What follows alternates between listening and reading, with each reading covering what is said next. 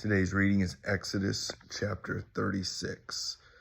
The next few chapters are going to be repetitive of what we've already read in a lot of ways. God has commanded Moses how to build the tabernacle and how to build all the artifacts in the tabernacle.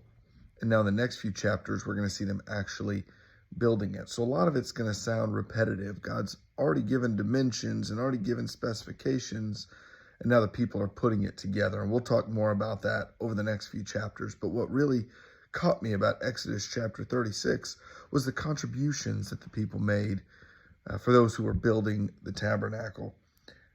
It says that they called on Israel to give contributions of gold or materials or whatever they had. And I love the response of the people. They get a lot of things wrong in the book of Exodus, but this is one that they get exactly right, and they do very, very well. So that in verses 5 and following, it says, Moses said, "The people bring much more than enough for doing the work that the Lord has commanded us to do." They brought much more. So they needed a certain amount, and the people were so generous that it was overflowing, and they had more than what they needed.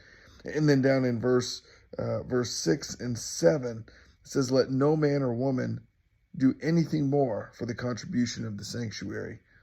So the people were restrained from bringing, for the material they had was sufficient to do all the work and more. Can you imagine what the church would look like if our giving was so abundant that we said we have all of our needs met?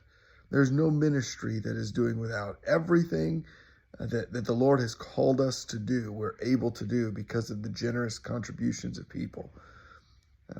I just think of all the things that people in Exodus have done wrong.